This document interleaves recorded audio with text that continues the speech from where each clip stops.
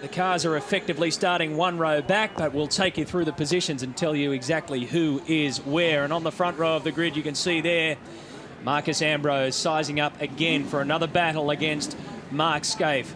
The stand is full, and incidentally, I can tell you if you weren't with us yesterday that that stand has been named in honour of Barry as well. So it's just about time to go racing. Ahead of us, 78 laps, a touch over 250 kilometres. There is 96 points on offer for the winner. You can see there the positions 1 and 2 on the grid have been left clear and everyone shuffled back as a mark of respect. 96 points to the winner, 192 points maximum across the weekend. The last time we were here last year, Mark Scaife collected 400 points and put such a big gap on him and between him and everyone else that it was just about game over, which is exactly what we didn't want to see. They head out on that warm-up lap. Conditions are pretty good for racing. Over the years, we've been tested to the limit with heat and blazing sunshine here, and we've seen various drivers being dragged out of the cockpit absolutely spent. Let's take you through the Snickers starting grid for race 2 of the V8 Supercar Championship. Marcus Ambrose qualified third, finished first in race 1. He will start from pole position. Mark Scaife alongside him. The second row of the grid has Bright versus Stephen Richards. Todd Kelly, the Holden Racing Team car number 2, picked up 3 spots from his qualifying position. Then it's Stephen Johnson, Russell Ingle, Cameron McConville, the Sydney-based Lansvale Smash Repairs team. Rick Kelly out of Kmart Racing, the youngster, will start alongside his teammate Greg Murphy. Then it's Dumbrell and Paul Radicic, who made his way from the rear of the field in race 1. Garth Tander had some problems, but stopped there in 13th position. He'll be with Paul Wheel, Jason Barguana and Simon Wills. Jamie Whincup in car number 33 with Glenn Seaton, Anthony Tratt from Toll Racing and Dean Canto and Team Better Electrical. Craig Baird is driving for Team Kiwi Racing this season. Greg Ritter has had major problems with his back. We hope that he can make it through 78 lap distance today. Larko and Jones down there as well as we get to the rear of the grid. Rodney Forbes in position 25. Max Wilson yet to find his feet at Shell Helix Racing. Paul Morris and Jason Richards. Stephen Ellery, who, by the way, set the fastest time in our warm-up session this morning. He topped the sheets. Mark Noski, David Bernard and John Bow down to 32. And Craig Lowndes will start from the very rear of the grid. The last time he did that, as Grant Denyer mentioned, he finished up at the front. By the time the race was done, your race analysis shows us that we've got 34 starters. There are 18 Fords and 16 Holdens. We'll go a touch over 250 kilometres. Here we go, the Roar returns to Adelaide. This, folks, is payday, because now it is time to cash in at the Clipsal 500. It looks pretty even from the word go, although Mark Scaife has got by. Marcus Ambrose will go into turns 1, 2 and 3. They're 3 abreast. They sort themselves out. Scaife through. Then Ambrose, Stephen Richards. Look who's pouncing up the outside. That's Stephen Johnson. And that marker pole has gone from turn 2 today, enabling everybody to use a bit more space through turn 2. But a great start from Scaife. And there's a bit of aggravation back in turn 4 there. You can see somebody backing off up the escape road. Greg Ritter's involved in that. And Dean Canto as well. Who nearly flick-turned right into the door of the 0-0 car. And very difficult to get that number of cars through these tight corners in the opening lap. So it is Scaife from Ambrose. Stephen Richards got a very good jump up to third. He's in the hunt. Jason Bright has dropped back a little bit. Cameron McConville starting to wander across the road to hold position as they come down to turn 8. That's the sweeper, the one that you saw Neil talking about. 240 kilometres in and about 206 kilometres is the exit speed. Turn 9 they go, back up to Wakefield Street. This is the technical part, the rear part of the circuit. This is where we'll see some danger later on in the race, but right now they're all trying to keep clear and keep these things straight to complete the first lap of Sunday race day. Rick Kelly's the one in the Kmart car having a look, and there goes Richards down the inside of Ambrose, and Bright buys in as well. Stephen Johnson too. So change for position before they cross the start-finish line at the end of one, and a big margin to Scaife, whose standing lap time is a 1:31.9. You can see on your Shell Helix race update, Scaife, Stephen Richards, Marcus Ambrose, Jason Bright, Stephen Johnson are your top 5.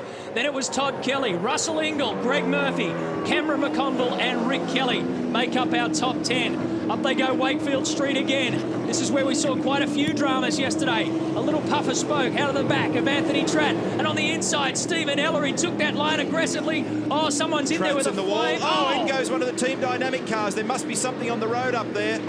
So car 45 heavily into the back. That's Jason Richards, and that's very likely a safety car incident. Heavy contact, nose to tail, in the tyre barrier on the exit of 4.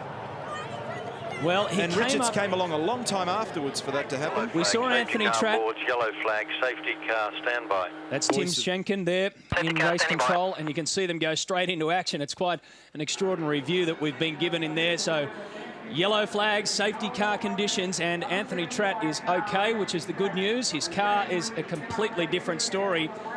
And poor old Jason Richards, he throws up his hands, Tratt. Now, you watch the first incident that goes on here. That is Dean Canto getting into a little bit of trouble, and Greg Ritter. Well, he had one of the FPR cars stuck in behind him. Here comes the second incident here. You can see that Tratt's already gone in, and whack, here goes Richards. And that's very strange. He might have just gone wide onto the dust and the marbles on the outside of the turn.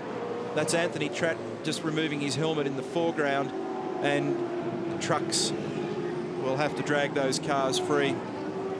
Here it is again. Now we're looking for the yellow and white toll entry, and he's still coming into view here. Here he is on race line, locks the inside front. He's on his own here. I think he's just ended up carrying too much speed.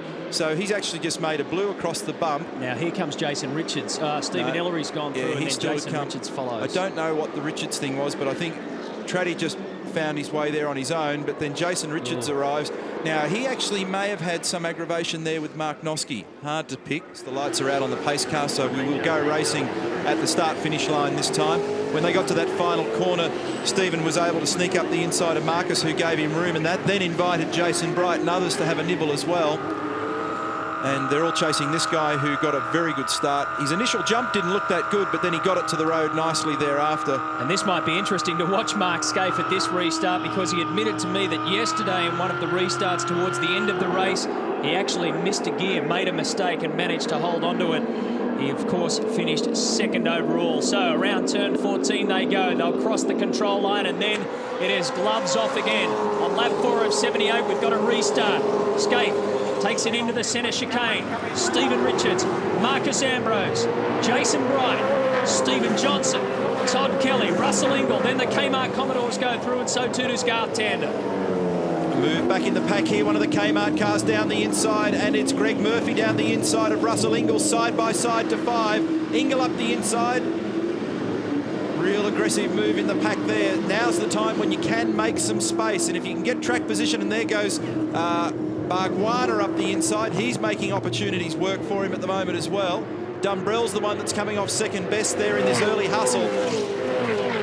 Paul Dumbrell had quite a few battles on his hands yesterday. We watched the battle group around 9, 10, 11 and 12 as they come through the astonishingly fast sweep. But what a view that is.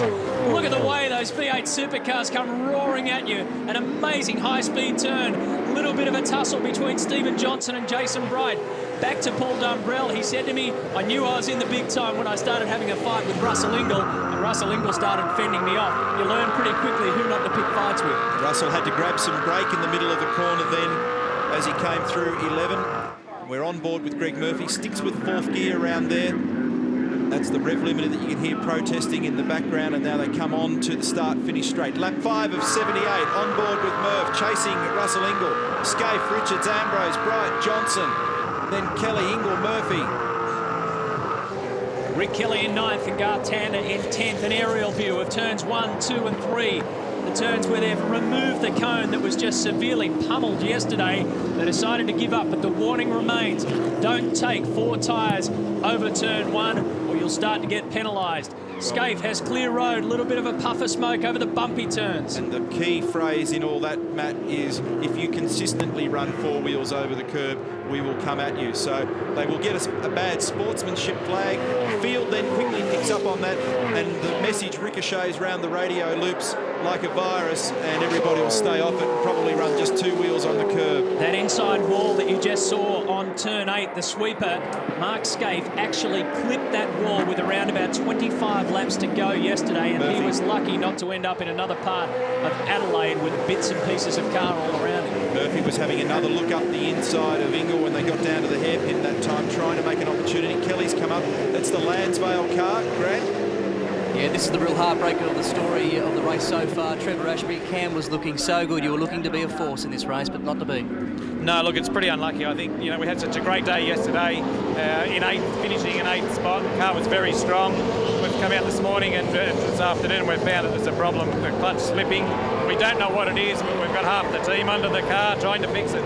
Let's hope you can get back out and grab some points. Thank you, that'll be the go. You know, that really is heartbreak. As you can see, Jason Bright posts the fastest lap on 6. As Cameron McConville said at the start of this program this afternoon, it just shows that V8 Supercar Racing, no matter what changes you make, is all about qualifying. He qualified 11th, finished 8th in race 1, but has now been checked out of race 2 for now. We're on board, and Russell Ingall looking out the back of the Caltex Haviline Racing Ford, and he's got a handful of Greg Murphy as he brings it down to Ketterville Terrace. Rather, that's Bartels Road, the Adelaide Straight, leading onto the sweeper.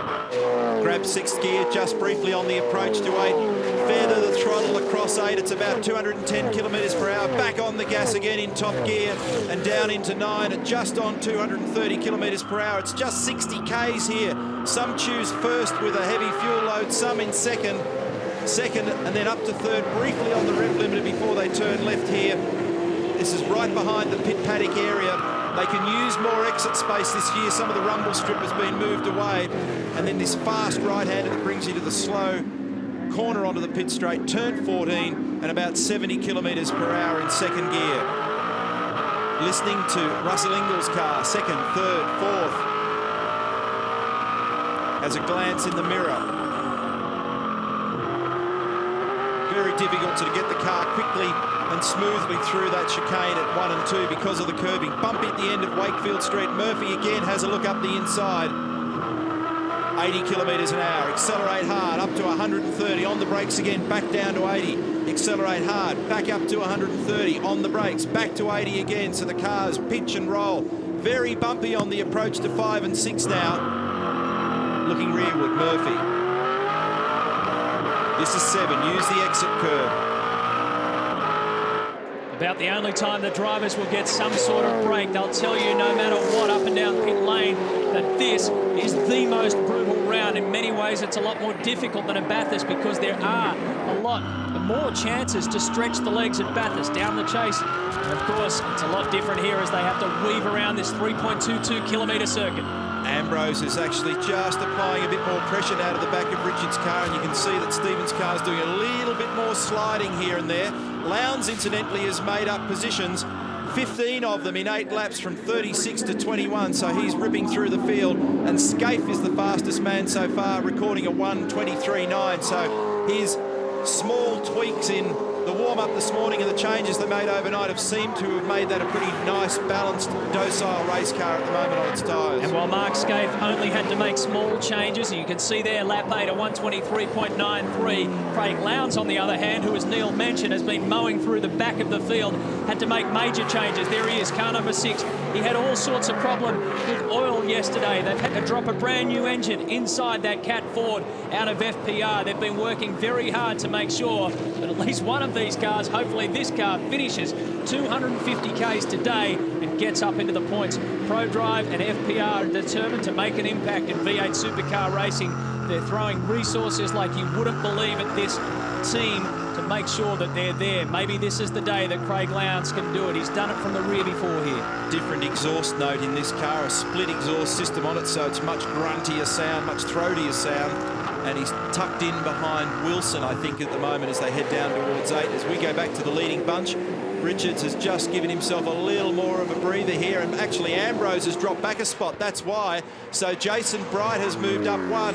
So Commodore 1, 2 and 3. Ford Falcon is 4. The two older model Commodores are now 2nd and 3rd. So for some reason, Bright has been able to put a move on Ambrose, and here it is. It happened at the hairpin. Brighty gets down the inside. Oh, this would have been real close stuff down there, and a bit of biff and barge. Very light contact, but enough for Jason Bright to get through, and they almost both went into the back of Stephen Richards. Still 69 laps to go, of course. They're on lap 10, and your Shell Helix race update has clicked over to show that it's Scapes, Stephen Richards. There's Bright in 3rd position, so Marcus Ambrose drops down a slot. He's now lost 3 places since we started this race. Just like yesterday, it looks very straightforward, 1, 2, 3 if you like, but really this is a real driver's race, isn't it? They're not sort of spearing off into walls and all that kind of stuff, but there's some really good battles going on in between 2nd and 3rd and 9 and 10. There's all sorts of little wars raging in between this field. Well, it's highly intensive regardless of where you are in the field, and there are some very good drivers. And look, another move on here. Some very good drivers in very good cars up and down this field. Bright, good move, makes it stick 2nd. Richards goes for the crisscross, but he's mispositioned here as they get to the left-hander. Turn 11. So Bright is charging. His car looks very strong. They're now working lap 9 of 78, 10 of 78 in fact. And right now is when you begin to discover where your car is trending. You've started with 120 litres of fuel, almost 100 kilos of weight over the back of the car. The tyres have gone past their green best, and whatever condition you've got, you're stuck with. So you've got to start thinking about looking after the tyres and looking after the car. There's a heck of a lot of racing to come.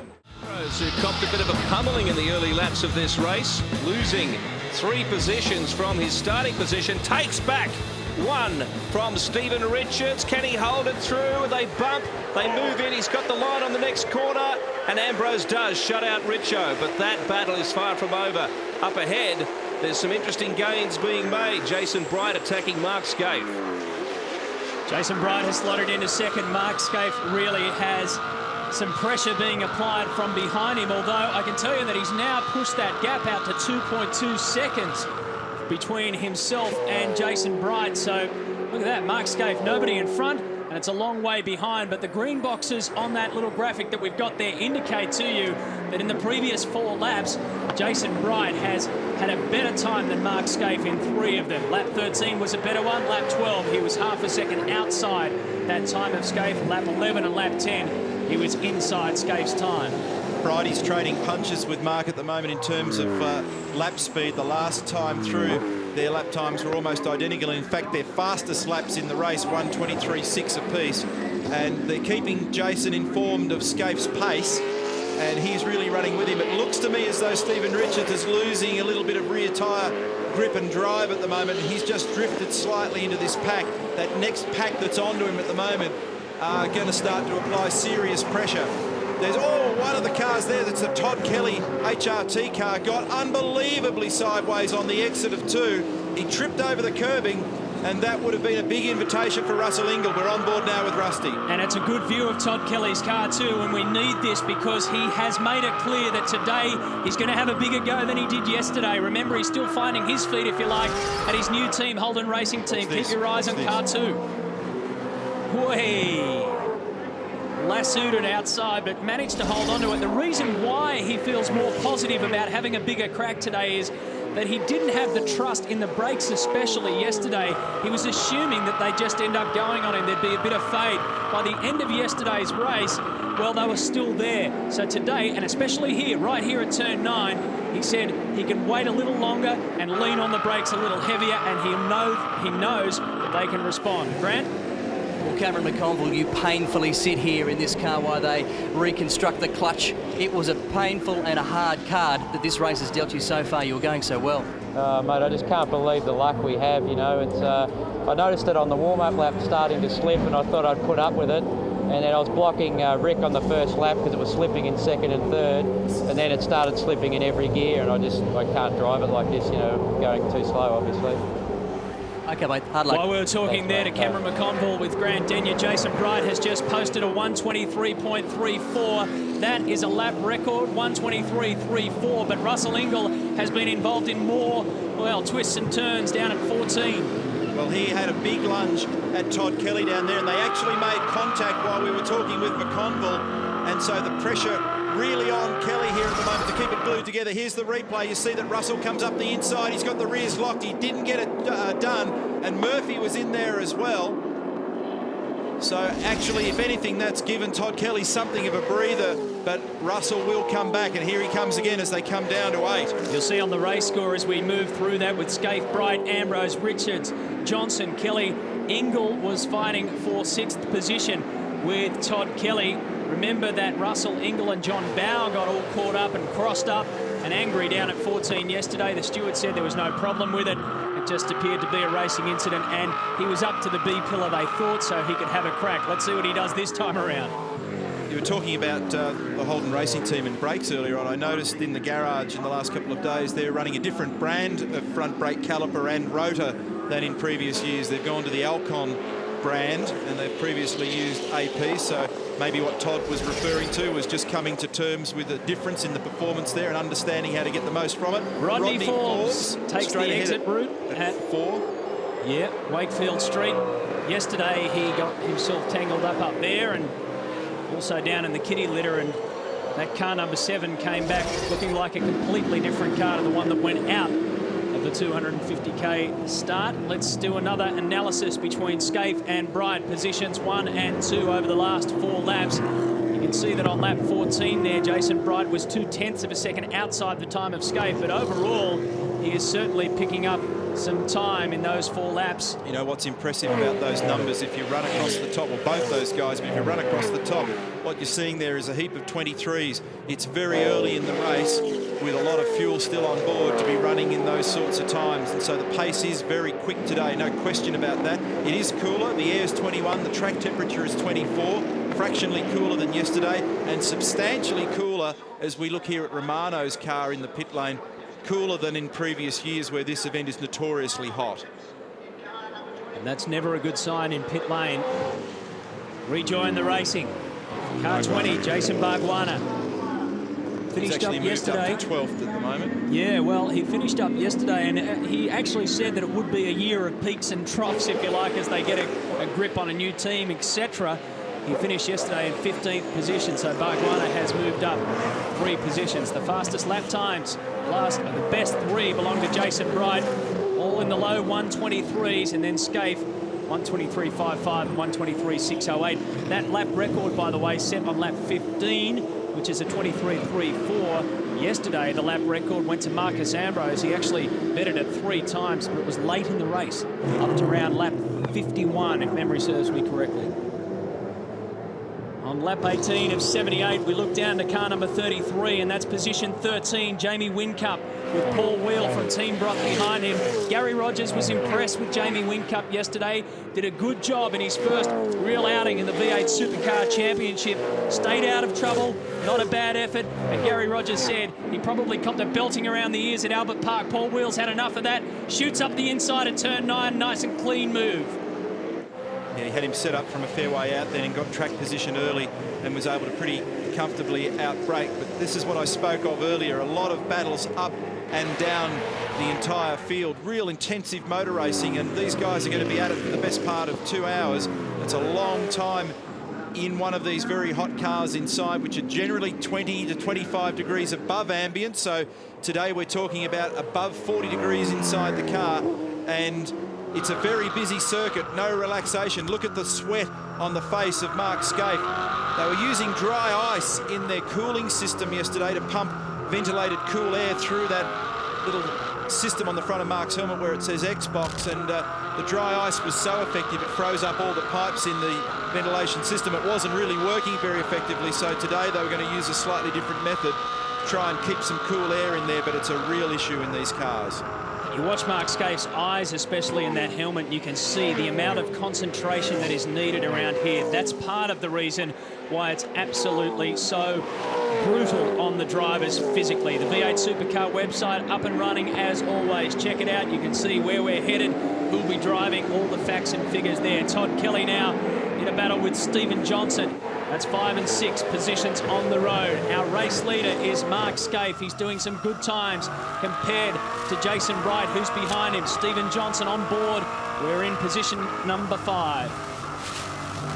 And I hear that Jason Bright is in lap 19, and they've elected to come in early.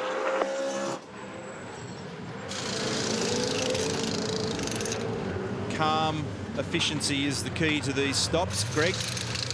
Well, guys, I can tell you, this is a bit of a surprise having spoken to. Good stop from Team Brock, 9 seconds. But a little bit surprising, I've spoken to a few team managers up and down pit lane here. There's a bit of a plan among some of them to keep your best boots until the last 20 laps, right towards the end of the window, so they can have a real strong run towards the flag. So I was kind of surprised that Brock opted to, the Team Brock guys opted to pick with Jason Bright for tyres at this time. Well, very much so, Greg, and when you consider that he now has to do 58 laps on a set of tyres, and he's actually come back out with a fast car but in traffic. Oh, and he's making contact here with David Bernard as they make the braking run up into 4.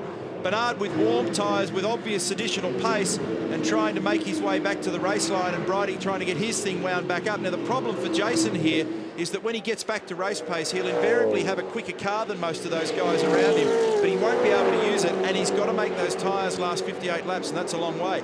If I were them, I'd be inclined, well, look at this little battle here. Cars every which way. Dumbrell's in amongst it. So is Rick Kelly and Jamie Whincup, Jason Bargwanna. There's a whole bunch of them. Whincup was the winner out of all that. He was the only one to pick up a position, and he did it against the Kmart Commodore. Dumbrell got off on the very edge of the ripple strip on the exit of 11 that time. So perhaps, oh, look, here comes Bargs up the inside and makes it stick with a little bit of paint swapping. He certainly got to the B-pillar. He made it starting to get frantic out there. The point I was going to make, and I'll eventually get to it, Matty, is that perhaps what they're also thinking down at Team Brock is when their fuel window opens for themselves, it's legally open, they might want to get him in now and keep him away from that traffic so that he has clean air to run in and try and preserve those tyres over the distance. We got thrown a bit with that incident, but just to remind you, the pit window opened at the end of lap 2. It closes after lap 57. 2 compulsory pit stops, 1 for tyres, 1 for fuel. Scaife has further lowered the lap record to 1:23.2. and that is very quick. His margin over Ambrose, and again these manoeuvres go up and down the paddock.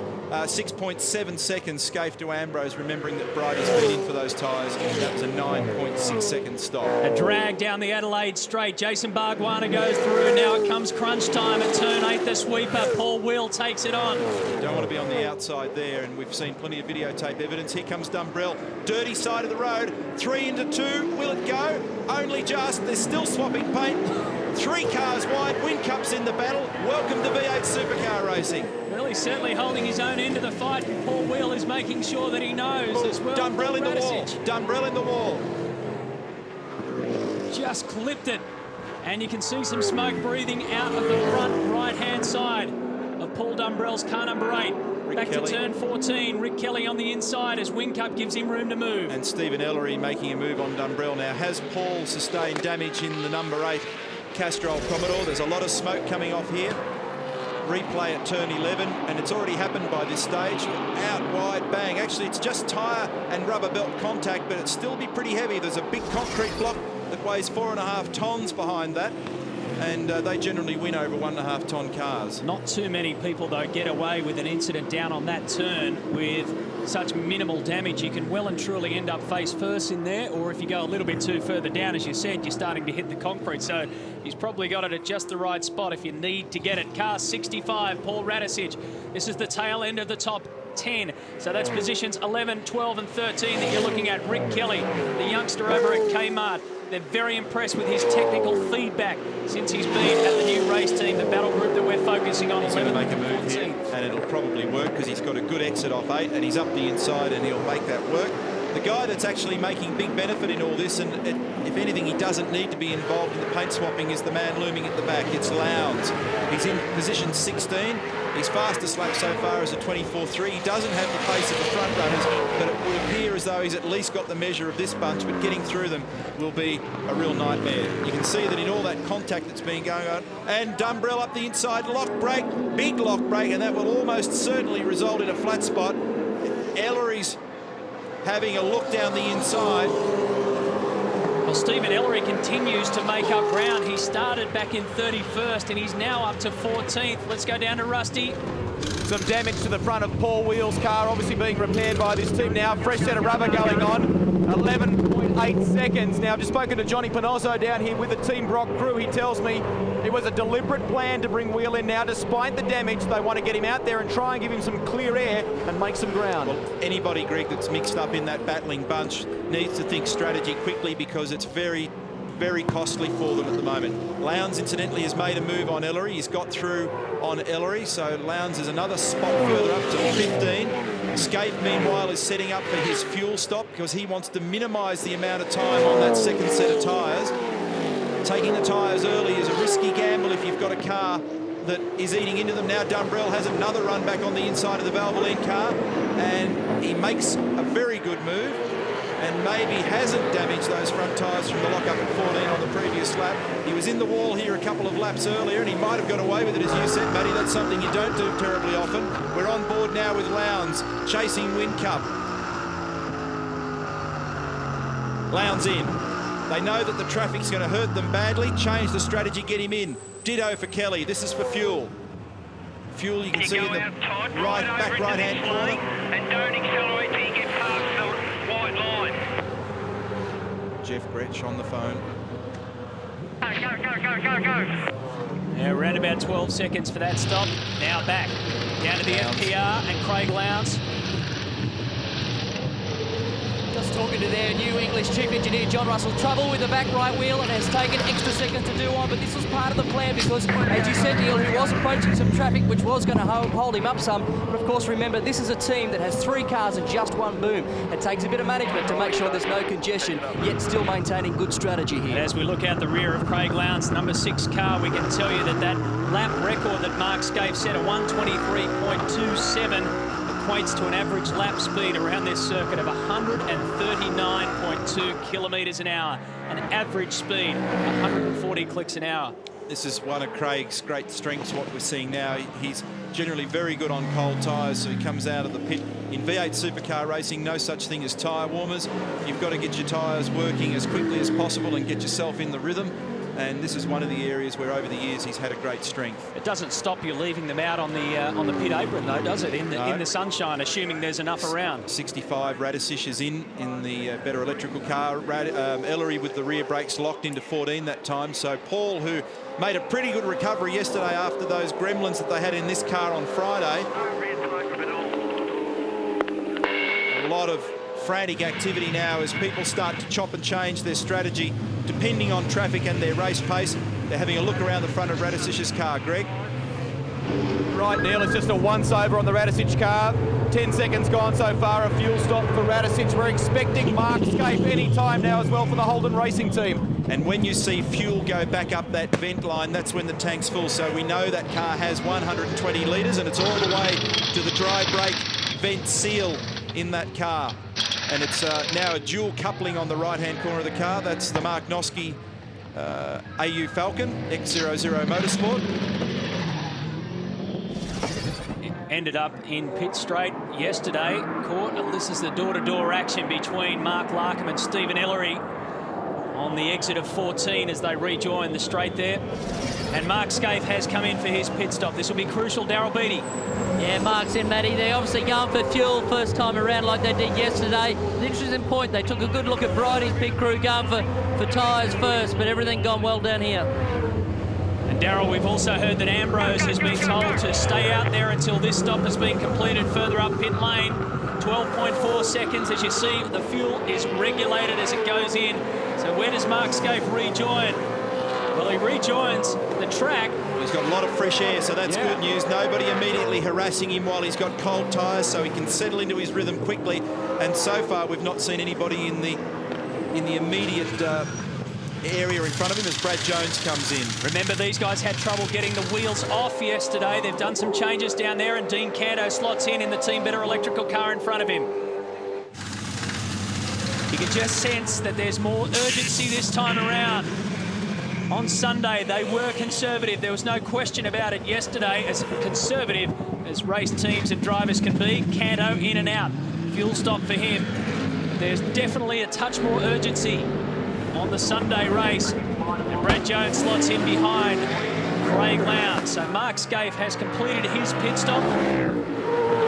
He has the fastest time, a 1:23.273. Here's some action back at turn 9. Stephen Ellery goes through. The Orcon Ford goes through as well. Max Wilson, we haven't seen too much of him this weekend, being very quiet. And Mark Nelsky as well. Scaife is setting up to back-to-back these stops where lap 27 of 78, they're going to get him out of the way so that he doesn't get interfered with by traffic. So he's out lap after that fuel stop was clean. They'll bring him in now and cycle the tyres onto it as well and hopefully reposition him strategically so that he doesn't pick up traffic on the way out. And I think that we've got at least 1 or 2, possibly 2 laps to go until we see Marcus Ambrose make the dive into pit lane. Stone Brothers Racing telling him to stay out there and keep it going. Now our Pit Smart race analysis as we look at Whincup make it blue up in the approach area to 4 is that when all this shakes out, based on some simple assumptions, the order will be Scaife, Bright, Ambrose, Richards, Johnson, Kelly and Ingle. It's very difficult to accurately forecast because they don't always do what you expect them to do. The real order at the moment as they're passing the timing beacon is Ambrose, Richards, Johnson, Ingle, Murphy and Tander, as you can see. But the net position, when they shake their stops out, Scaife, Bright, Ambrose, Richards and Johnson. And what we've got to factor into that, Brighty getting really crossed up. What we've got to factor into that, Neil, those figures that you're talking about, is Marcus Ambrose's pit stop, because he hasn't done it yet. And this is exactly what everyone's talking about. This is where these races can be won and lost. Marcus will come in this lap. Remember that Brighty got crossed up last year and whacked that exit wall at 8. He can't afford to have too many of those. That was very close as Richards comes in. Fuel very calm and considered up the front of the car, around the back at the moment where the fuel's going in. It's a different story. Look at Richo just remaining focused. He's watching the mirror. Right to go. And they're getting set up in there at Stone Brothers for Marcus Ambrose to come in. Be a good test of our assumptions. We're assuming that Mark Scaife will end up the race leader from Jason Bright, Stephen Richards and Marcus Ambrose. The Orcon Ford is in. You saw Jamie Whincup come in as well. This is team boss Mark Larkham. An expanded team this season. He's got Jason Barkwana on board in car number 20. Invaluable in terms of the V8 Supercar Championship to have 2 cars now. You can share data, of course, someone to bounce off. It's simply the way it's got to be in 2003 and beyond. So Whincup rejoins, Larkham comes out as well. When it shakes out, we're estimating that Scaife will have a 7-second margin over his former teammate Jason Bright. Russell Ingles also complaining to his team that his car's just got too much oversteer at the moment, which will be a pretty common complaint. A lot of cars at this phase of the race are a bit twitchy. Here we go, Marcus Ambrose. The big test for Stone Brothers Racing. His first pit stop. Stephen Johnson also will collect a change of fuel. We've got the Snickers watch on them. The guy down the left there is the crucial man. 12 seconds, 13 seconds, 14 seconds, roughly about 15 seconds for Marcus Ambrose. He didn't lose any position to Stephen Johnson in pit lane. He's put a lot of fuel on that car, so it may have started with something less than a full tank. Righty's in, fuel. Wait. Go. Just hear the urgency in the voice there. It's a real fine line telling these guys to wait, and then blast away. And in fact, I can tell you that we understand that those penalties that were handed out to Greg Murphy for violating the 40km/h speed limit in pit lane, they think down at Kmart that was actually him launching off from his pit lane area. Wasn't in fact zipping up and down. He's got a bit of paintwork, extra paintwork that he didn't need. Paul Dumbrell on car number 8. Here's Rodney Forbes in. The cars can be set to 40 k's or maybe even a fraction over. But it's very easy when you launch away from a standing start to actually punch through that speed, and that's what was happening yesterday. And it's a real problem as McConville has now rejoined with that problem rectified in that car, but he's many laps down and out of the game. Murphy, clean the screen and put some fuel in. This is what they'll be looking at. They were saying that as he launched away here, remember there is a rev limiter. Watch it. Limiter, watch it. Wonder why they're paranoid about that. But this is the thing, the crew chiefs or the engineer or the manager, whoever's in your ear, everyone's got this urgency about them. The fact remains that you know there's not much you can do. You drop the clutch. You've got to very carefully balance the way you get the car out. If you don't use enough throttle angle, you'll stall it. If you use too much, they pop and bang, and it's easy to spike your way through the 40Ks. It might only be 40.5, but over is over the way they now rule the pit lane speed limit. There was a bit of leeway, no question, last year, but not much this year. There's no leeway, and they made that hard, fast and crystal clear yesterday. We've seen some examples in times gone by. Last year there were several of them where people used too much throttle angle with the speed limiter engaged. It fills the system full of fuel. Eventually it spits back. You can end up with an airbox fire and catastrophe. I think it happened to McConville in New Zealand. Lowndes got hold of Paul Dumbrell there, and Whincup got hold of Max Wilson as well at turn 4. Wilson was all locked up and out of shape. Here's Russell Ingall. Effectively completed 78 laps, 250 kilometres yesterday without power steering, which to me and you doesn't sound much, but try and muscle one of these around. No wonder he was like Popeye last night when he finally got out of here. These things have got a lot of caster on them and a lot of negative camber, and they've already got big, wide, slick tyres on them, so they are very heavy. Darryl? Yeah, Russell Ingall's just been here. They're waiting for fuel. They've made some adjustments through that back window, Neil. Something's going on there, but Scaife's in again, like you said, back-to-back like yesterday. He's come in again for tyres. Now, the big gain for Marcus yesterday was the 6 seconds he gained on the out lap and the in lap and the pit stop over Mark Scaife. That's how the position's reversed. How does it shake out today? Our projections are showing a margin in Scaife's favour over Bright. And I reckon that what I just saw then confirms that, because that was Bright going through the shot. And has the Stone Brothers organisation been able to make some ground in their stop this time? We're reckoning that he's going to pop out of all this in third place as Bezzy rejoins in the FPR car 19. The corrected order will be Scaife, Bright, Ambrose, Richards, Ingall and Johnson. David Bernard had suspension problems in race 1. What can he do in race 2? Ford Performance Vehicle sponsorship on his car. Ford Performance Racing is the name of the team. Just look at that AU Falcon kick back and rear back as the horsepower kicks in. I had a chat down there to the Kmart crew before this race started. And even though we've had Rick Kelly in the championship last year as part of the Holden Young Lions, this really is the first full time that he's had full-time backing, if you like.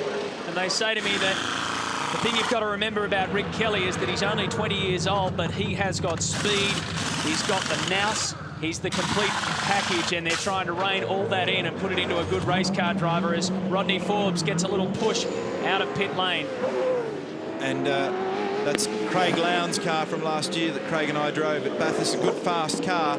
Incidentally, talking about fast cars, Scaife is the only one out there at the moment in the 23s. His last lap was a 1:23.8, and as they all cycle through, Ingall still leads on the road over Scaife, Tander, Bright and Lowndes, but the corrected order will be at lap 37 of 78, Scaife, Bright, Richards, Ambrose and Johnson.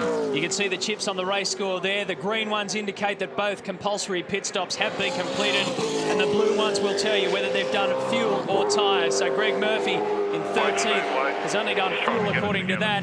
And Jamie Whincup goes out as well. So once they've got the green box, they're good to complete the rest of the race, and the rules have been ticked in both of those boxes. Now, Lowndes has not yet taken his fuel stop. He's 5th on the road at the moment. They're trying to play with strategy with Ellery getting some attention to that splitter on the front of the car. It's come adrift. Hasn't been a good weekend for him. If you're keeping hold of strategies there, Greg Murphy, by the way, has completed both his fuel and tyres. We understand. And Ingall's hit the wall on the entry to the pit lane. What was all that about? You can hear that throughout the driver talk there, that somebody yelled out safety car because Rusty's hit the wall going into pit lane. So this might explain a little bit more once they get into the bay and check it out. Campbell Little on the radio. He actually didn't touch the wall, but gee, he went extremely close. It looked like he had real problems turning the car right into pit lane. Darryl? Yeah, these guys here have just done a normal pit stop. Everything seemed fine. They made that adjustment to the same thing with Russell's car like they did with Ambrose. New steering racks for that BA Falcon that you just saw, and also John Bowser's Max Wilson come in. John Bowe and Russell Ingall both had problems similar to each other yesterday, and in fact, I can tell you that both of them ended up in pit lane entry trouble as well coming in there. It's a different rack, I understand, steering rack that is in the BA to the AU. He's on board with Russell, and you heard the message to Max, 10% throttle, so it's a very low percentage throttle. Right-hander brings you into the pit lane. Where are you going, Rusty? And once you get out there on the marbly stuff, and if you don't have much lock available, which these cars don't, now he might have just made contact, but the last thing you need to be doing is a three-point turn arriving in pit lane. John Bowe with a problem. That's in the main straight there towards the end, up towards turn 1, so he's pulled over to the left-hand side, John Bowe. And car 888 has given up the ghost on this one on lap 39 of 78. No word from the team. The main master switch and the little switch is turned on. So it's an electrical flame out in that car. Garth Tander comes in. And we've got a safety car condition out there, so the yellow flags are out as we look at Jason Bargwanna. Back at the Orcon Ford Falcon. Late speed, mate. There's a safety car on the track. Tander is out and he's just been given the word. Safety car on the track. Mark Scaife has resumed control of this race because the pit stops are now being completed and all calculated. Good news for Jason Bright, who can afford now to give those tyres a breather. Remember, he took his tyres early, so he's got to carry them a long way. Very often in this situation, when they take a bit of temperature out of them and the pressure goes down a little, and then you recycle them another time when you get back on it, they'll recover a bit better in the second cycle. Incidentally, Bowe is still stranded on pit straight. He's got nothing on the dash of that car and is unable to refire it at the moment with Baird in Morris. So as Paul Morris gets a tyre change, Rusty. Phil Curtis, who's John Bowe's engineer on car 888, has been constantly on the radio to him. As you said, Neil, the car just died inexplicably. All of a sudden, the dash was lit up. It went out like the Christmas tree being switched off, and they cannot figure out why. They're giving him a systems check at the moment, but no luck in getting any power back to car 888 right now. And there's circuit breakers inside the car, which the driver can obviously check, Greg, and there are various other systems and backup systems, and sometimes it can be the smallest crazy thing. There's a master switch in the car, which on occasion have been known to turn themselves off if they weren't locked down properly to start with. And Lowndes taking his second and final stop now for fuel. And a bit of a queue there as Bezzy arrives, and Grant mentioned earlier that it's a one-boom showdown there. And that's certainly a penalty when you're trying to run 3 cars on competitive strategy. It's extraordinary, isn't it, in all the hundreds of thousands of dollars worth of equipment and switches and electronics and everything else there, you just can't put your finger on the pulse. And a car like that, John Bowes, can just give it up and shut down completely. The weirdest things will put you out of a race in the V8 Supercar Championship. Dare I mention 2 words, plastic bag, and then duck. Here's Stephen Ellery. We're back and still on the yellow on lap 41, but let's not waste any more time because we may be able to talk to Russell Ingall in 6th position right now on the track. Rusty. Yeah, let's check out with car number 9. Rusty Whitey here, mate. What's it like to drive a car with power steering? bit lighter, mate. Yesterday was like a couple of those big dumbbells at the gym, you know, hanging off each end, but no, she's very nice now. Beautiful job. Lucky you're a supreme athlete, Russell. Hey, what's the rear of the car holding up like? I won't tell you how I built up my arm muscles, but anyway. Yeah, no, look, no problems at all. It's the track with the temperature is changing a bit. You know, you get a bit of cloud cover come over, and then all of a sudden the track gets going, and the sun comes out and it gets a little bit greasy. So it's varying on the temperature. You see now it's nice and sunny, and it's sort of starting to get a little bit greasy. So your rear tyres will hang in through to the end now, you reckon, Russell? Yeah, well, we've just done our tyre change, so we timed that just nicely just before the safety car. And yeah, look, I reckon it's going to be right. You still have to look after them.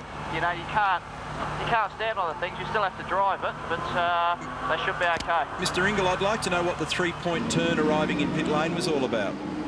Well, a lot of people said, where do you get your licence from? In a cornflakes packet. So I thought I'd better do my do my driving test, so I reckon that was pretty good parking myself. A bit of parallel parking.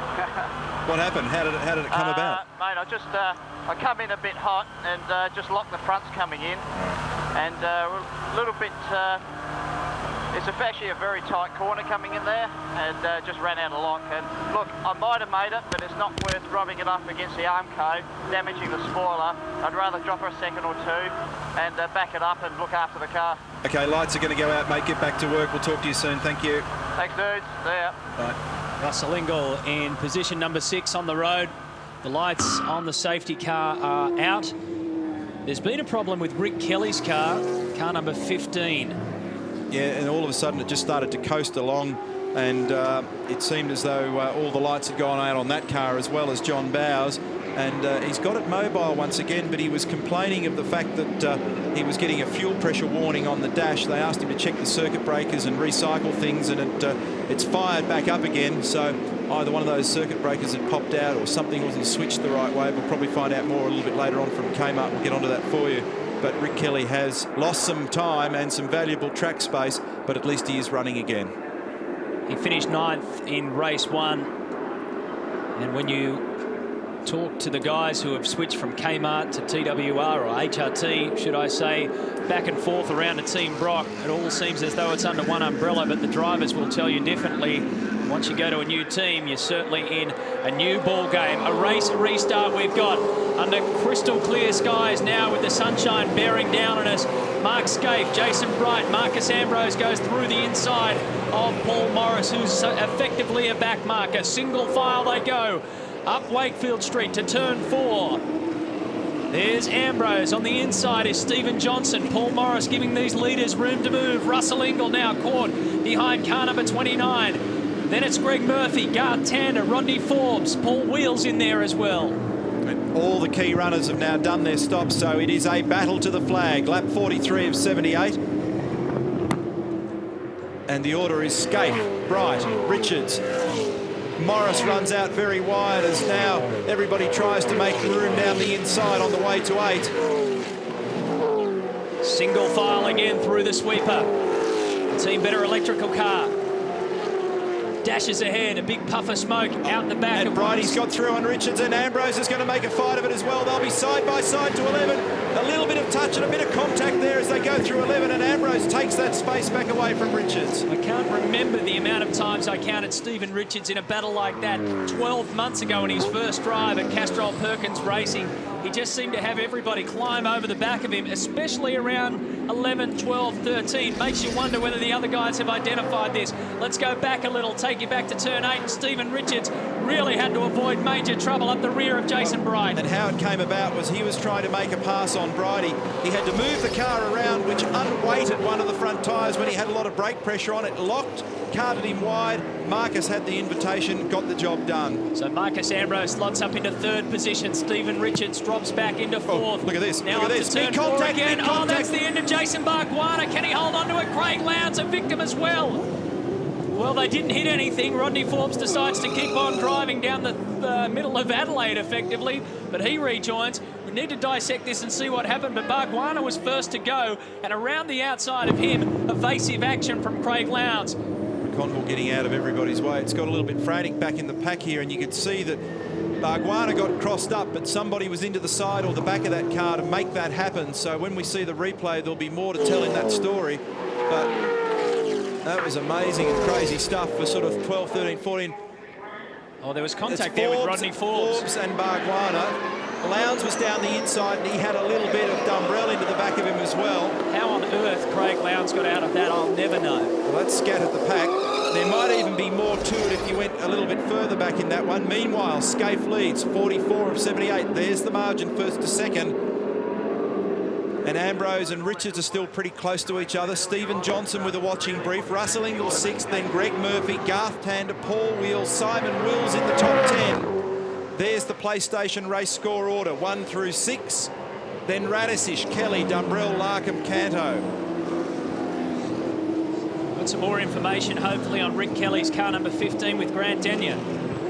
What was thought to be a quick fix for Rick Kelly has turned out to be much more. They tried to push the fuse in last time it came in. They thought that would do it, but it's been much more. They've had a bit of a dig around the fuel system. There's been some problems there. It all checked out in the back, but looks like they've had to get into the electronics of the car. It was starving, but now they've just fired it up, dropped it on its jacks and ready to get back out there. The day gets worse for Rick Kelly. Well, it's popping a circuit breaker, so it's got a fuel system electrical gremlin, and they're getting a variance in their fuel pressure, as I understand it, so they've got it sorted again now. There'll be some tiny little crazy thing there just tripping that problem, and he's back out and rejoining. Meanwhile, this battle continues between Ambrose and Bright.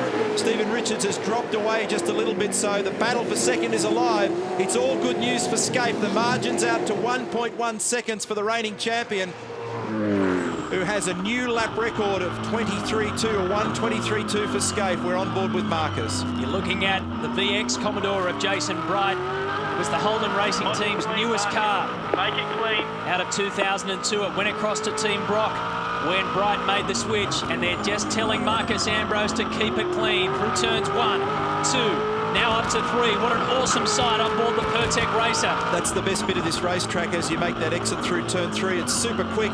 Here's 4 where all the trouble is, the red wall on the left, the escape road further up there, and that's Rick Kelly's car limping along without correct fuel pressure at the moment off to the left.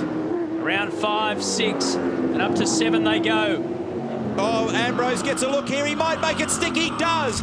Good move for second. Brighty got a bit wide on the ripple strip. Couldn't get power to the ground. Got crossed up. Richards buys into it as well down the inside as they make the fast run to 8. This is where it's grit your teeth stuff.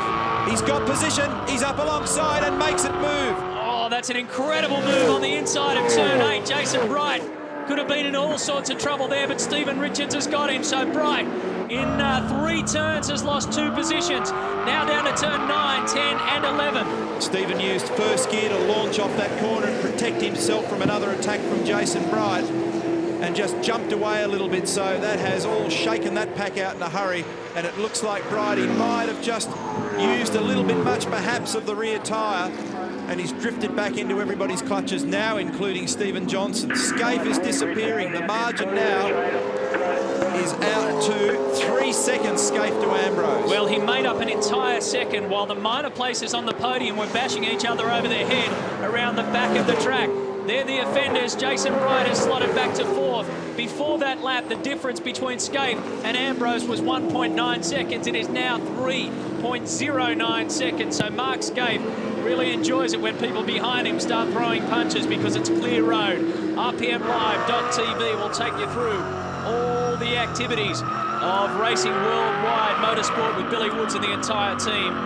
RPMlive.tv. Check out the website. You can also collect all your gear there. Back onto the Adelaide straight we go. We're looking at Russell Ingall's car. Scaife is still the only car running in the 23s at the moment. The rest of them are in the 24s, and all those involved in scraps are even well beyond that. So Scaife is making hay at the moment and uses that advantage, that clean air, to keep the car straight. See, Brighty got crossed up again, then under brakes. He had the rears lock up very late in the stop, and that suggests that the rear tyres are just a little past their best. Now remember, he took his tyres early.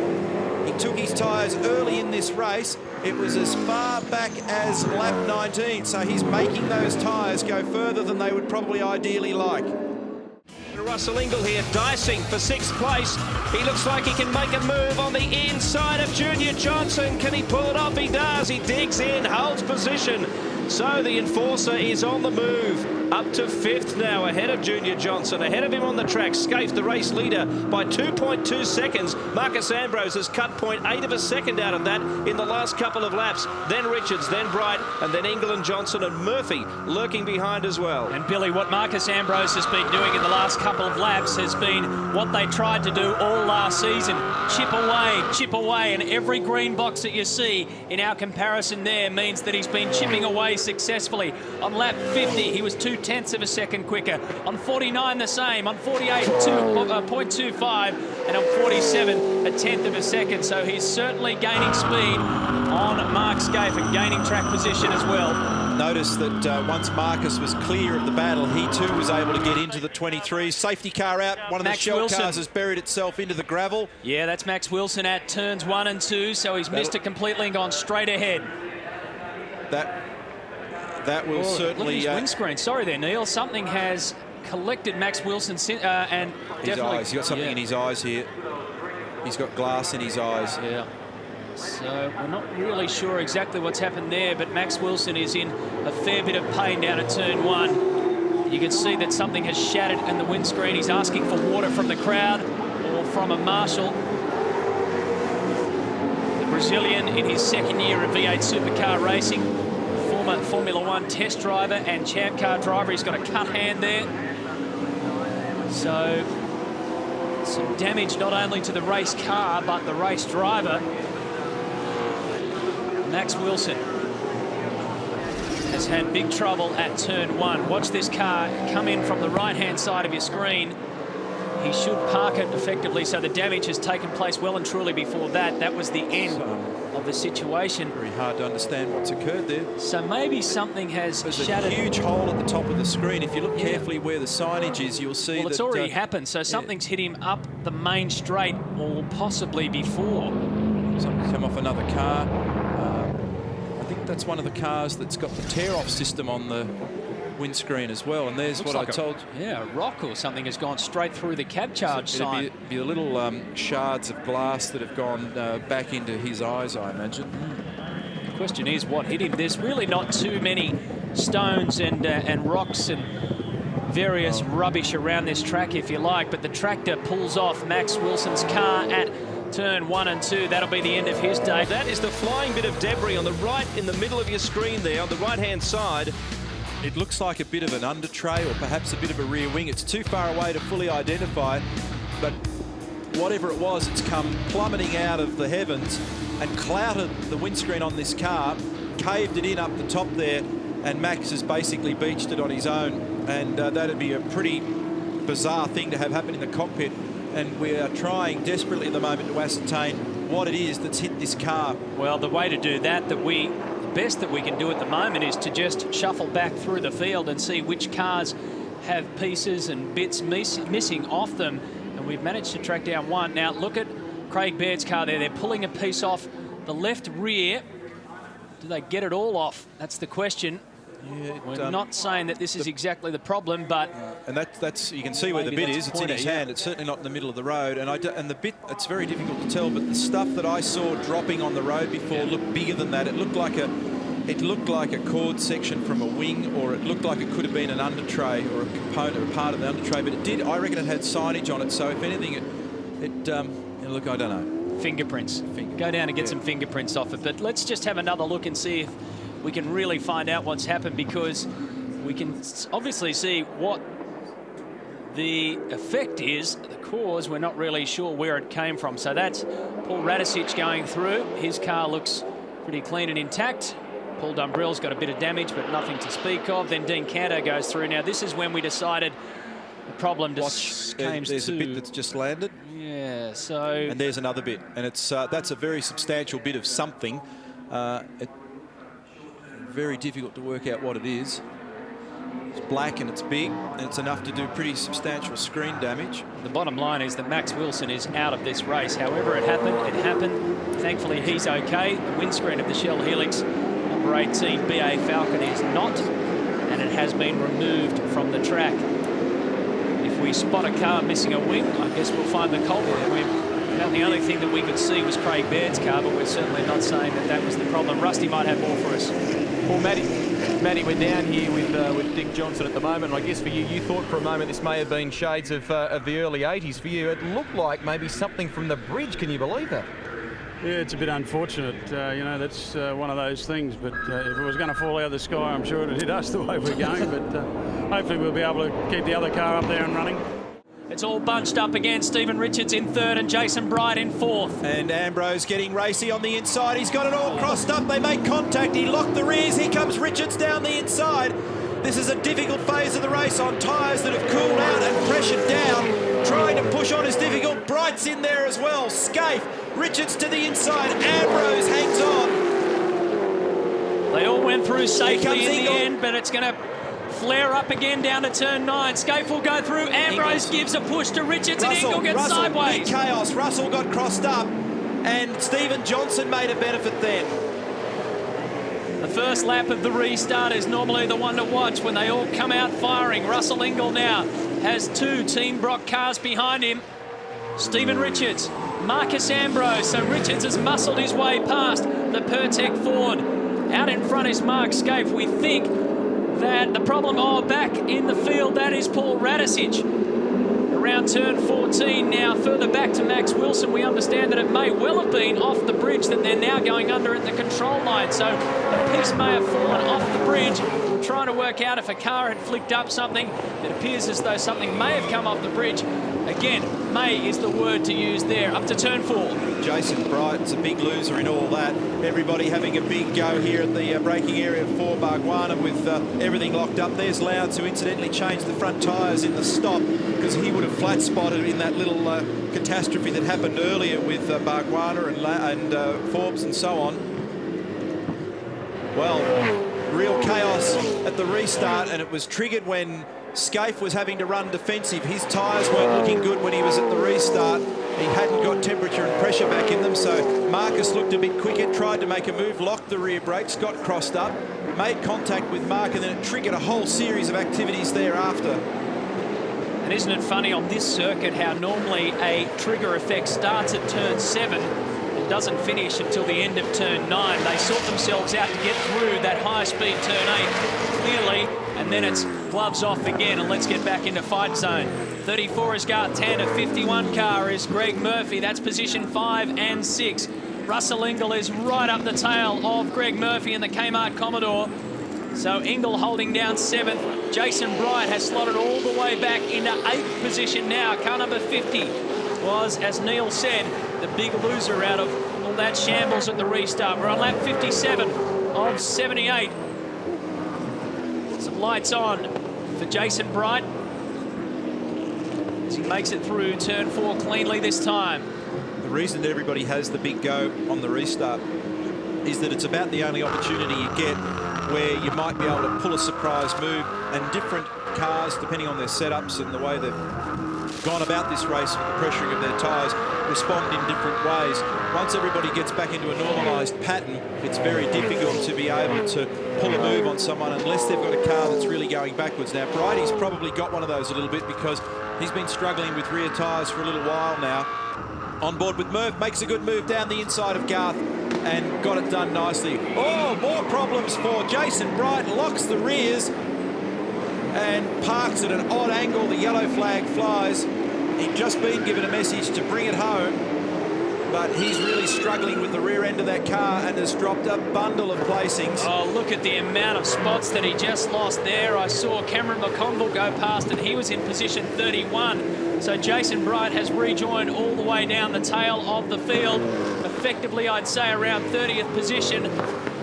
It'll trigger over. The pit window, by the way, is now officially closed at the end of lap 57. Contact here, big trouble in the final corner. There were people going every which way. More trouble between Richards and Ambrose makes a move into 4, still side by side with Richards, who hangs on to 5. Marcus Ambrose has come back from this restart and gone shoulder to shoulder, not only with Mark Scaife, but now Stephen Richards, while Ambrose was tangling on one of the Valvoline Cummins cars. That's Jamie Whincup at turn 4. Look at the smoke pouring out of another one as it goes through. So Jamie Whincup wedged into the tyre barrier there at turn 4, trying to get it out. He's in reverse. Safety car has come out again. Which will mean that off the back of the safety car, you'll get another lap of chaos when everybody tries to relaunch. So and this is like a repeating cycle. But, great to watch. Not so much fun to participate in, depending on whether you're a winner or a loser. And here is Craig Baird with the damage. Now, that happened at turn 14 on the previous lap. We didn't quite get all of it, and here it is. There's aggravation in the last corner, and I can't work out who the other car is that's half turned around in front of him. Is that the 00 Ritter car? I think that might have been, yeah, it is. Greg Ritter. And he's complaining of some power steering issues as well with that car. Round he goes, and that's because Beardo was into the back of it, and Greg picks up the throttle to try and limit the backwards motion of the car. And now he's up and away. He did an amazing job to get that car home yesterday in 22nd position, albeit, but Greg Ritter has had serious back problems in this event. We understand that he might have done it moving furniture throughout the week. He's been having intensive physiotherapy. He had a lot of trouble with the feeling in his legs, would you believe it? And he managed to complete 78 laps. This is why we had the safety car out for the 4th time today. There's a little touch, Canto and Whincup. Whincup, of course, went straight on into the wall. Now, we'll try and get hold of Greg Murphy for the first time today. I don't think we've got a lot of time, but Murph, it's Matty White here. Mate, so much road rage at that restart, but you managed to benefit from it. Yeah, that's a good way of putting it, Matty. Plenty of road rage. Actually, I gained out of that. Garth came down the inside of me and got past, and he made 3 spots in one go, but I managed to get back past him. So I benefited from that little bit of road rage, and we're back into 5th. So the car feels pretty good at the moment. Murph, it seems like the conditions on the track come and go a little. Any reason for that? Yeah, you're probably absolutely right. I found probably halfway through the first stint I was really starting to struggle, and then Russell got a fair big gap on me.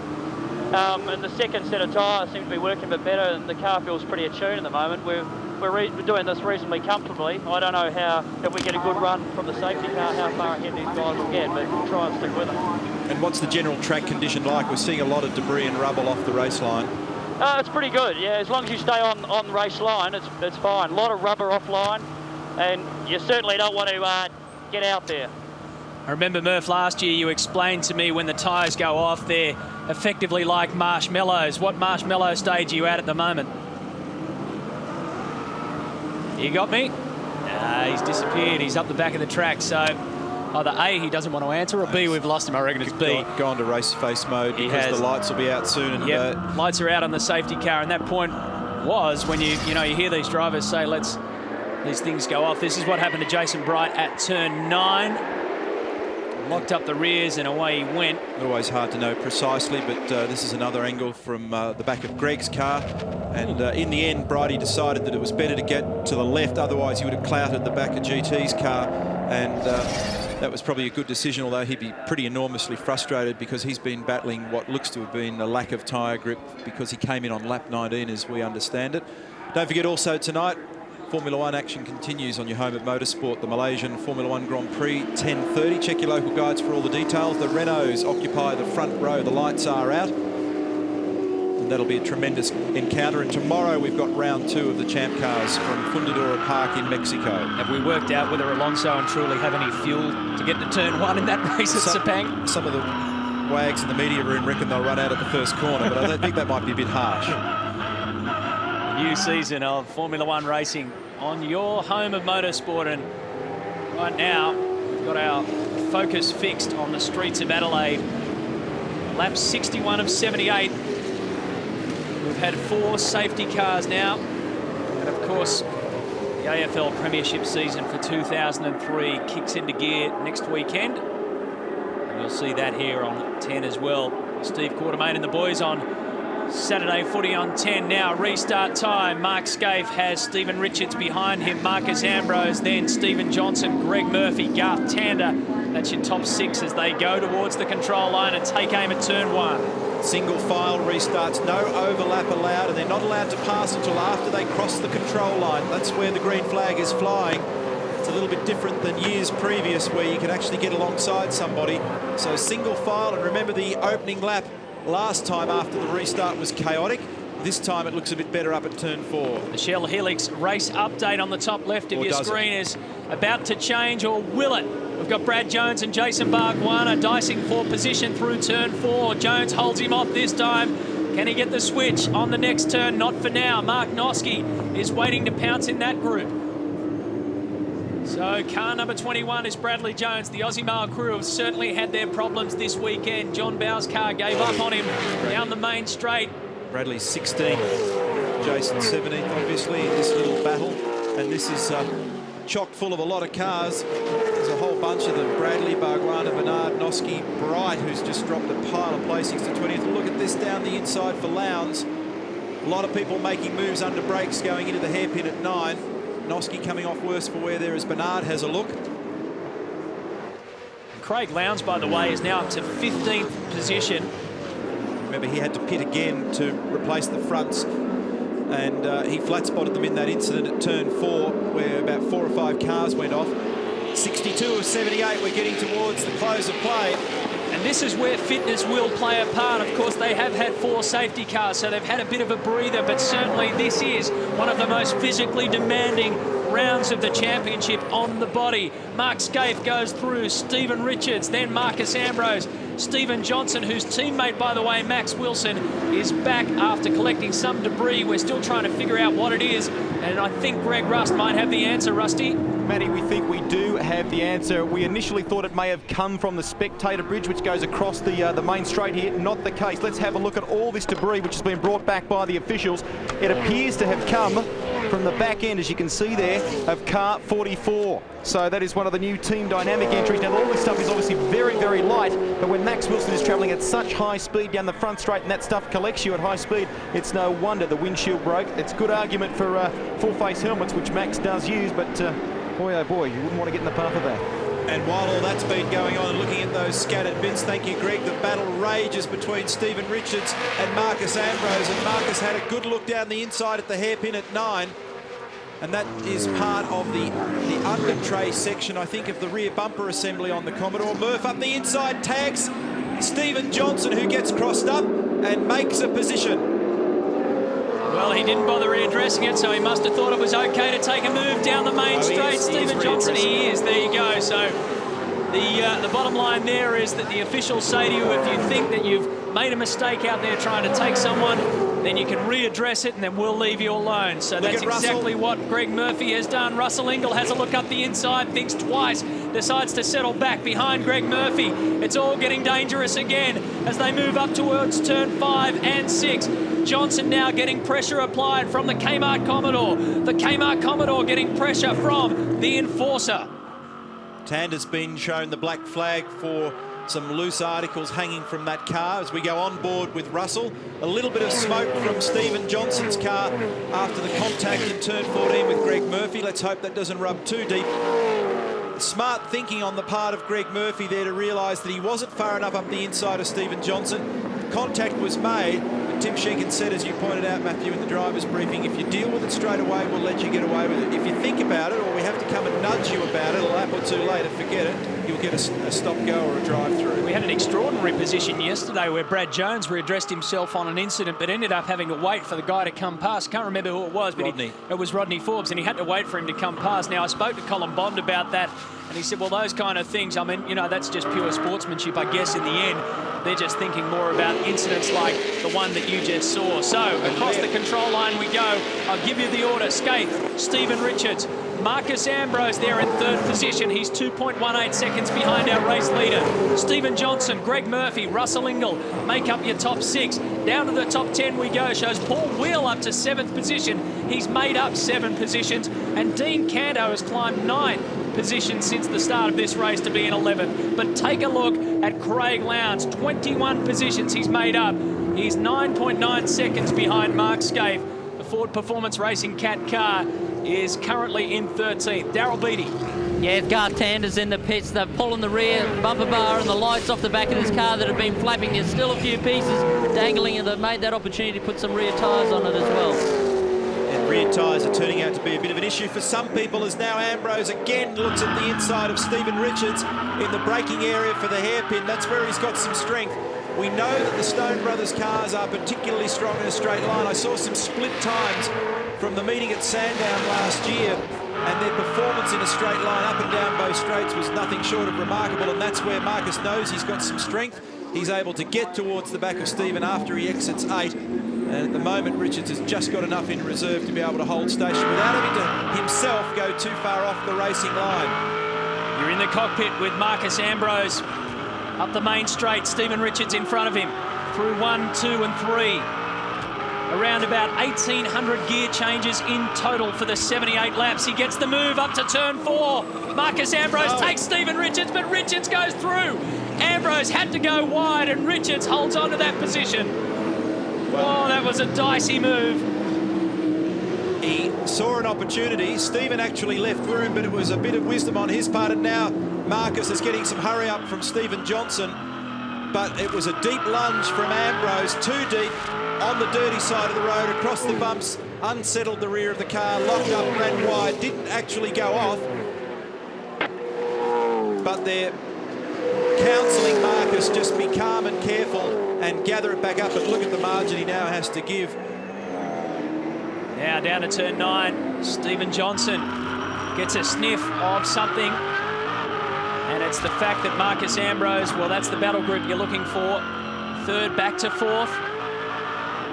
Ambrose is prepared to take deep lunges, as Neil said, against Stephen Richards. That one didn't come off. It could have ended in a whole lot of hurt.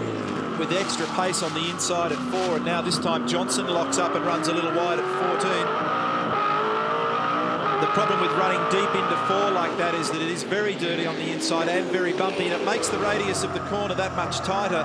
And as we know, there's no room for error at 4 because of the angle of the external wall. The Shell Helix race update. Scaife, Richards, Ambrose and Johnson. This is where it happened. Now Russell up the inside of Murph, but not quite. A good shot of Stephen Johnson we had there in 17. There's been so much talk about his fitness for this season. He's attacked a program, lost around 14 or 15 kilograms. He says he's still got a bit to go. To give you some idea of just how determined he is, he's even trying to get his old man into the picture as well and get Dick down there swimming.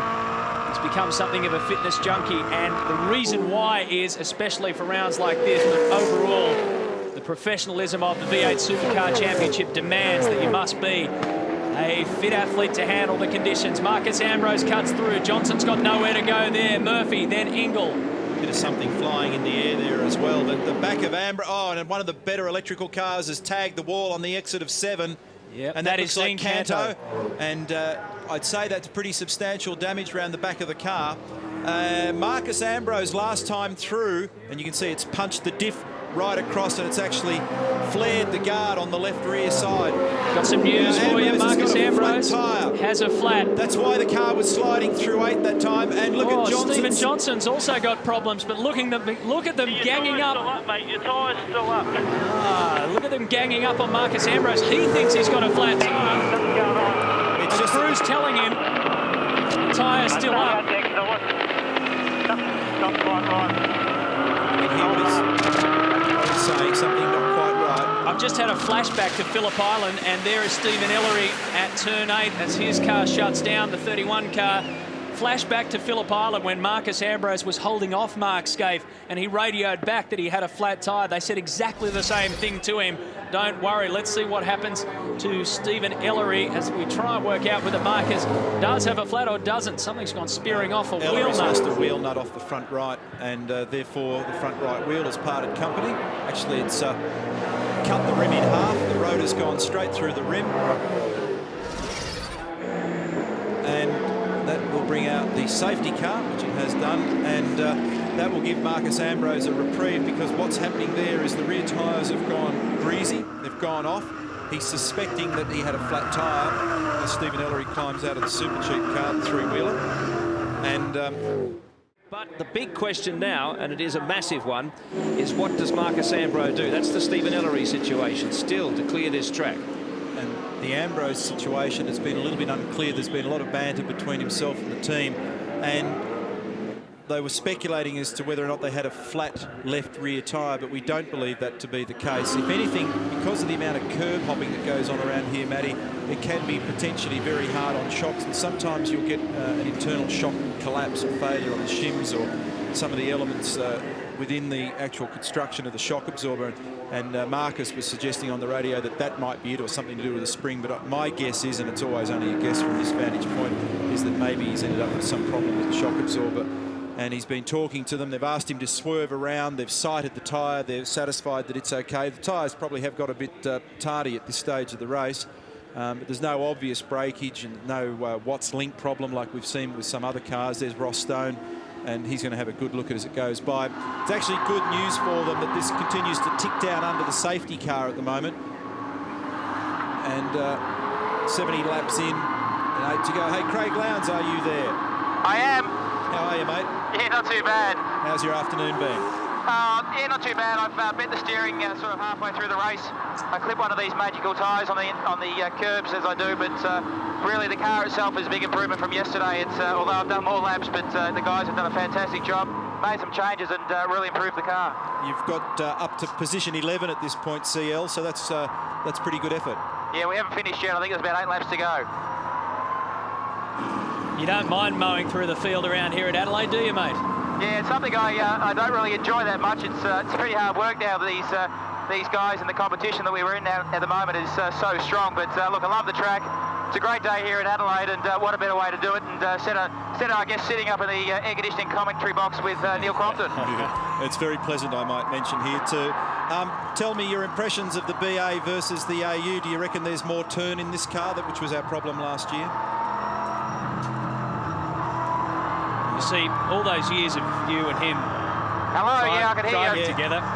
We just thought you were ignoring him like you normally do. Oh, exactly. Well, you asked me a technical question, and I'm just a driver, but but really, look, the BA car is a marked improvement on the AU. It's something that we've got to develop more yet, but look, we're pretty happy with it. We haven't done as many miles as we like, but really, to come here, we just got to score some points and see how the rest of the year goes. Okay, mate, let you get back to it. The lights have gone out on the safety car. Chat soon. See ya. Thanks, guys. See ya.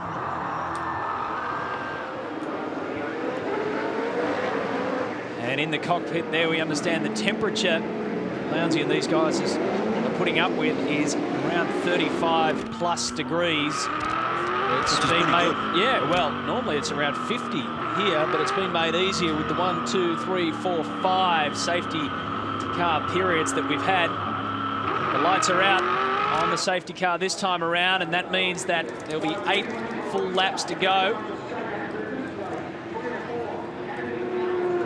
And Mark Scaife will need to ward off the challenge from Stephen Richards. I think that there won't be a challenge coming out of Marcus Ambrose. Remember, Stephen Johnson's dangerous as well. He's going to be the one under pressure here if he's got some disabled element in the performance of this car, and he's the one who's going to have to be very careful.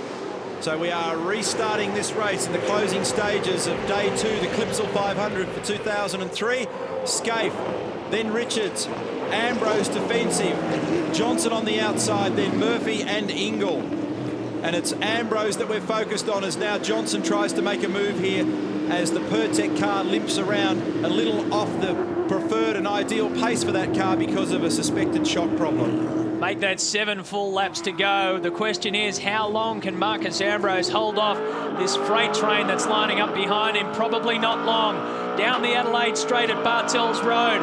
Approaching, look at the smoke pouring out the rear of car 17. Yeah, that's from the contact earlier. Oh, and Ambrose gets very loose through the right-hander at 8. That'll give them incentive. They need to get down the inside. He'll get swamped now. Here they come. Contact left, right and centre. Ambrose gets shoved wide. Well, Stephen Johnson and Greg Murphy continue the battle through turn to 10. Johnson holds his position. Russell Ingall now applies the blowtorch to the back of the Kmart Commodore. Smoke continues to pour out the rear of Stephen Johnson's Ford Falcon BA. You're on board with the Enforcer for turn 14. Can he make any move on the inside there? No. Okay, mate, nice and smooth. That's a really good job. Jason Bright does and climbs. Well, he didn't get a position on Marcus Ambrose. So the order with 6 laps to go. Mark Scaife, Stephen Richards, Stephen Johnson, Greg Murphy, Russell Ingall, Marcus Ambrose in position. Number 6, you can see it there on your Shell Helix update. Go through to the top 10. It'll take you down to 6, 7, 8, 9 and 10 where you'll find Paul Dumbrell. Well, very frustrating for Marcus Ambrose and for the Stone brothers after having a very strong and competitive weekend. One of the FPR cars has stopped on pit straight, David Bernard, and I think he's got damage there to the front right of that car. Yeah, it looks pretty ugly, didn't it? So he's had pretty serious contact with somebody. Stephen Johnson's got a little pressure off him right now. There's a couple of car lengths back to Murphy. It's on back in the pack here. Paul Dumbrell is being attacked by Jason Bright, who's probably got a new lease of life. And again, Ambrose gets crossed up in 8. The car is not behaving nicely through there, and it sets off everybody having a look down the inside in the braking area at 9. Paul Wheels had a crack and got through. Todd Kelly's had to go really wide, right over to the left-hand side. Paul Dumbrell sees the opportunity and takes it. On the inside of that, another Team Rock car. That'll be Bright back there. While all this is going on, Mark Scaife is just licking his lips at another championship round victory because he is out in front with clear road ahead of him and around about a second difference between himself and Stephen Richards. So Scaife, Richards, Johnson, Ingall now. He's passed him. Murphy is in 5th position. Paul Wheel in 6th. Greg Rust in pit lane. Well, David Bernard, just tell us what happened. Yeah, Bargwana went right down the inside of everyone.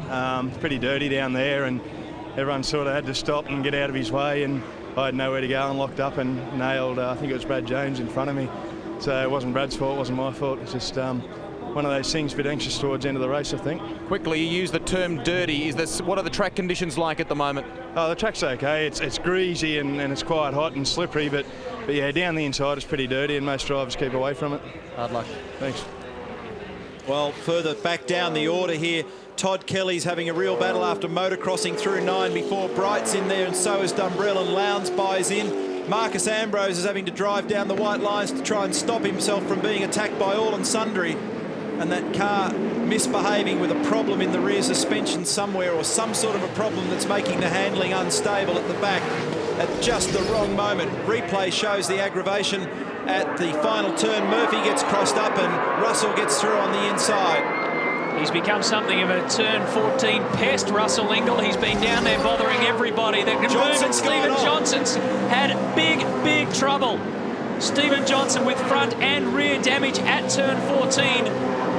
So he has completely missed the Mistral hairpin and found himself in the wall. Look at that, and Marcus Ambrose too. Marcus Ambrose parks it at turn 10 and escapes from the hatch. On lap 75 of 78, he didn't think the car would make it there anyway to the end. And now it's official, Marcus Ambrose. Look at the damage on Stephen's car. So there's been some crazy stuff unfolding in the last couple of laps. There, Steve, but we've got to try and finish at the end of the race there, mate. Oh, the front end's completely and utterly gone. They're up for a big check when it comes to front splitters. Shell Helix Racing, they've had their troubles with Max Wilson. There's going to be garbage all over the road, debris, so there's a puncture risk for everybody out there. You can see some coolant possibly pouring out the front there of Stephen Johnson's car, and that really is a sad story for Junior Johnson, because he climbed his way up through the field. They've had their problems. This will explain the story. Now, Stephen Johnson has lost control as he comes into turn 14. He's carrying a whole heap of speed. Contact with the wall, slam again on the back. Looked like he did that all on his own too. So, and Russell Ingall, meanwhile, has gone to position 3. Yep, he did it on his own. He got crossed up in there too hot and has whacked the concrete on the outside, and it's pretty unforgiving. He's been shown the meatball flag, the black flag with the orange disc on it, and that means that quite obviously there's something hanging off the car and he must report to the pit. And now on the right rear there, you can see debris flapping in the wind. I want to have a look at that again if we can, and just be sure that there was no contact between himself or Russell. And now Russell Ingall and Greg Murphy continue their battle, and Murphy has got in front of Russell Ingall again. So Murph has done the switchback over the Enforcer. Let's just check out the race score to make it official at the moment. Mark Scaife is our leader. Stephen Richards, Greg Murphy in 3rd. That puts Russell Ingall in 4th. Paul Wheel continues his climb up the list in Team Brock. He's in 5th. Let's check in with Rusty. Greg. An unbelievable sense of deflation and disappointment down at Dick Johnson Racing, Matty. The word from Stephen Johnson on the radio is the car jumped out of gear and he does not know why. Incredible. And all that way too, 75 laps he'd got towards, and then the car decided to take itself over with Junior on board and get friendly with the concrete.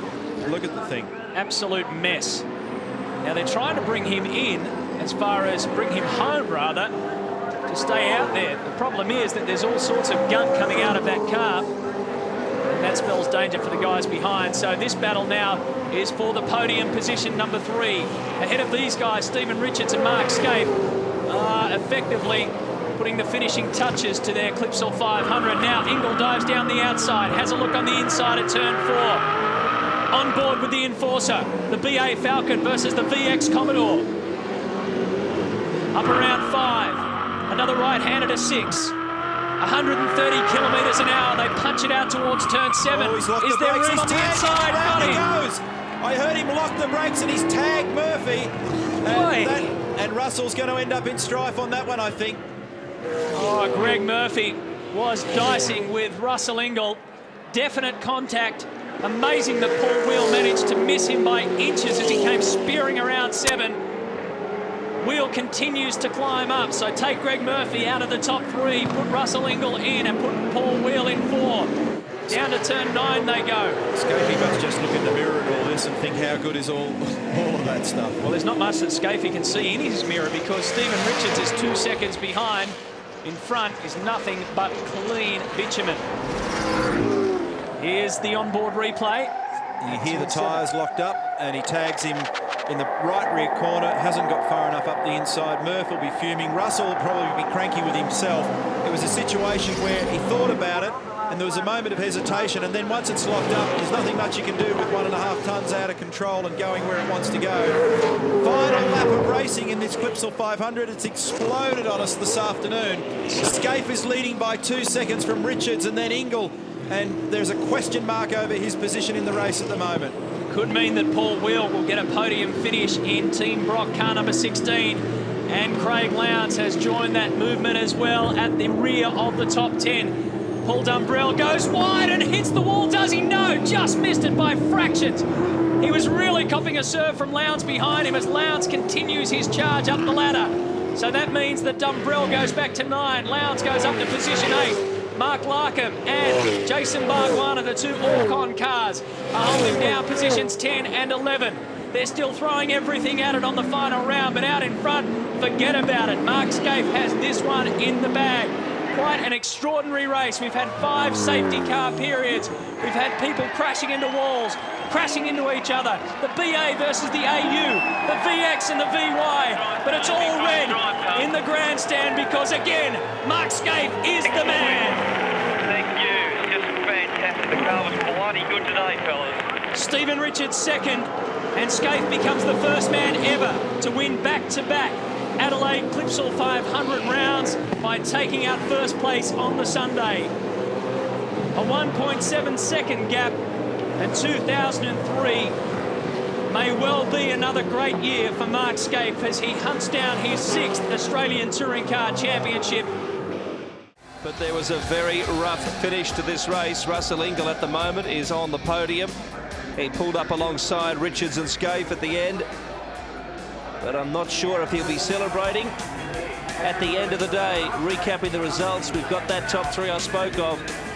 Amazing. Look at Paul Wheel's situation there, picking up 10 positions today. Great result for Team Brock there. 26 positions gained by Craig Lowndes, finishing up in 8th place. Some other big gains were made throughout the day too. Simon Wills, very consistent drive, good haul of points for him. Likewise, young Dumbrell, a composed drive for Larry Perkins in his first full-time year. Murphy, well, that's a story too. That's connected to the Ingall case that I told you about when we came out of the break. Back in 12th place, he won't be happy at all. It certainly was not his fault that he was knocked down the order. About 8 positions. Garth Tander dropped a couple of spots from yesterday, down in 15th position. Mark Larkham, another solid weekend for him, although he would have liked to have been in the top 10 at the end of this day. That's your top 16. And there are cheers and lots of noise down here. In the main straight, there are cheers of Holden and Boring, and depends on what colours you're wearing. And there are boos as well. Lots of atmosphere for the first round of the championship. We've got plenty more to go. There's your podium after race 2. Let's go to the podium. Well, what about that, folks? Was that a great motor race or what? Guys, can you turn? Yeah, one apiece. Ford yesterday, Holden today. Mark Scaife, the victor, before 70,000 fans. That's bring Russell Ingall down, our 3rd place getter today. Russell, come on. Let's just talk about that controversial pass on Murph for 3rd. Yeah, thanks, Mark. Yeah, look, I'd like to apologise to Murph for that. I just went in a bit hot, and that was it. So I do apologise to him. Congratulations, Russell Ingall, our 2nd place getter, and a great drive to Stephen Richards. Just so much more aggressive today, Stephen. Well, I think today, mate, we had a Castrol Holden Commodore that we could actually have a bit of a battle with, and the car was a lot easier to drive today and a lot faster, and we were able to stick it down the inside a few times. Congratulations. Go receive your trophy from Roger Cook, the South Australian Motor Board. Save your applause, ladies and gentlemen, for the reigning champ and the victor today, Mark Skaife. A dream run, Mark, but 5 safety cars just wouldn't let you get away, would they? Well, I mean, under those sorts of races, you know that you've got to sprint every time after the restart, and I had everyone, you know, Bridie and Steve, and Steve did a great job today. He drove the car very, very well, and Marcus also behind at the start. So you had to cover our ground a bit and try to sneak away. And under those sorts of conditions, very easy to make a mistake. Ladies and gentlemen, Mark Skaife to receive his trophy from Premier Mike Rann and his wreath from Robert Gerard from Gerard Industries. Let's see the champagne. Yes, well, it was some pressure for Mark Skaife. The winning margin in the end was only a couple of seconds, but gee, it helps to keep your nose clean and in front of the pack in this kind of race. And that is what the Holden Racing team managed to do and give him a 9-point championship lead. Now, you might recall this time last year, after a double victory, Skaife's win was almost conclusive in terms of the championship, but of course not this year. Russell Ingall and Jason Bright tying for 3rd place overall for the weekend, and Kelly a good result too. The man who may well have tied with Skaife at the end of this round is Marcus Ambrose, and he's with me right now. There were some hard luck stories, mate. I mean, Murph obviously knocked out of the race late, but at least he salvaged 12th position. You weren't able to salvage anything. It's a mongrel of a sport sometimes. Yeah, it's a tough game, you know, but you know, I made it hard for myself, you know, and I drove the car very hard, and I think I broke something in the rear end. That eventually put me in the wall, and you know, nothing you can do now. I mean, in hindsight, was it worth pulling you in? I mean, you might have got back out there in last place and got 3 points. I mean, do you think you made the right decision? I think I made a bad decision by crashing at the end, because you know, we may have been able just to walk the car around and finish 15th or 18th thereabouts. But you know, I was trying, and I was you know, just trying to finish as high as I could. That's the way it goes. Well, he's only got a 9-point lead, Skaife, and there are plenty of points left for the championship. Best of luck, mate. Yeah, thanks, Billy.